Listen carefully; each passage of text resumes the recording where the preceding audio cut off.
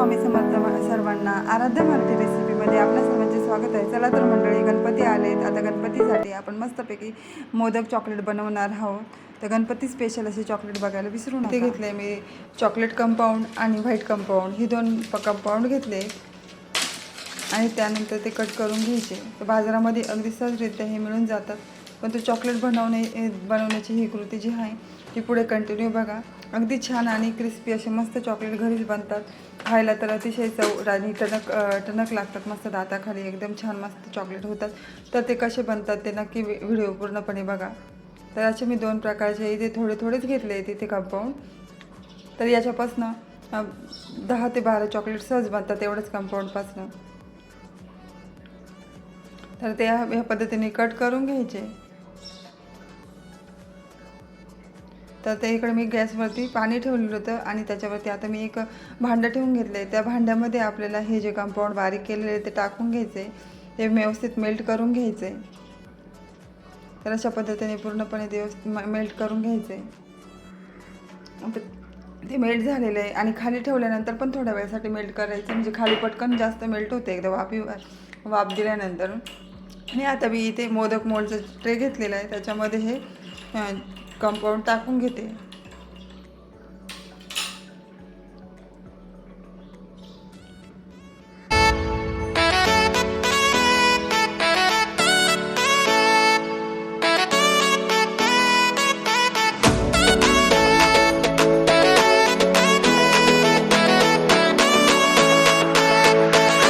तर अगदी मस्त आपले चॉकलेट घरीच बनतात। दुकानात तरी कसे हात लावतात, कसे बनवतात हे आपल्याला माहिती नसतं, आपण तसेच ते खातो। आणि दुकानची चवती म्हणतात ना की दुकानात कुठली वस्तू कशी बनवली तरी ते आपण आवडीने खातो।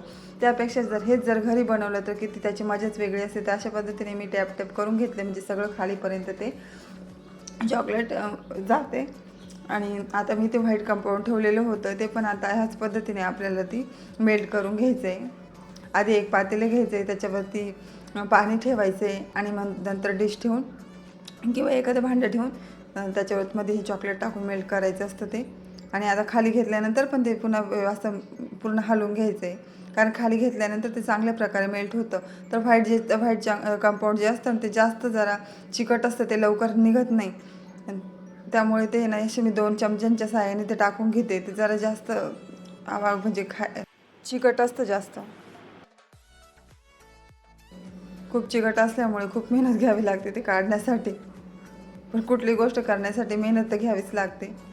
तर अशा पद्धतीने मी सर्व टाकून घेतले आणि ते साईडला जरा पसरलं जातं, किती आपण ते नीट करण्याचा प्रयत्न केला ना तरी थोडंफार जातच ते साईडला।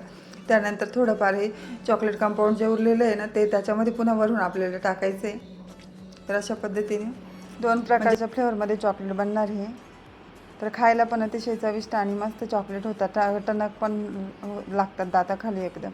आपण दुकानात घेते ते तरी थोडेफार मेल्ट होतात जास्त दिवसाचे असले तर, परंतु हे तर एकदमच छान होतात। तर अशा पद्धतीने मी सर्वच आता मोल्डमध्ये पूर्ण हे चॉकलेट कंपाऊंड टाकून घेते। खूप चिकट असल्यामुळे त्याला जरा वेळच लागतो, पण मेहनत तर घ्यावीच लागते। काही गोष्टी जर आपल्याला चांगल्या पाहिजे असतील तर, आणि घरी ना आपण म्हणजे काळजी घेतो कशा पद्धतीने सगळी स्वच्छता राखून सगळ्या व्यवस्थित सगळ्या गोष्टी नीटनेटक्या करतो, तसं दुकानामध्ये कसं बनवतात काय आपल्याला काही सांगता पण येणार नाही कंपनीमध्ये। अशा पद्धतीने मी टॅप करून घेतले। आता सगळे इथे सेट करून घेते, थोडंसं साईडला जातच परंतु काय हरकत नाही। त्यानंतर मी इथे सगळे अर्ध्या तासासाठी फ्रीजमध्ये ठेवले होते आणि आता हे बघा आपले चॉकलेट इथे तयार पण झाले अर्ध्या तासानंतर। माझ्या 2 लेअरमध्ये इथे कसे चॉकलेट दिसत आहेत बघा, मोदकच्या आकारामध्ये। आता मी ते मस्त प्रकारे पॅकिंग करून घेते।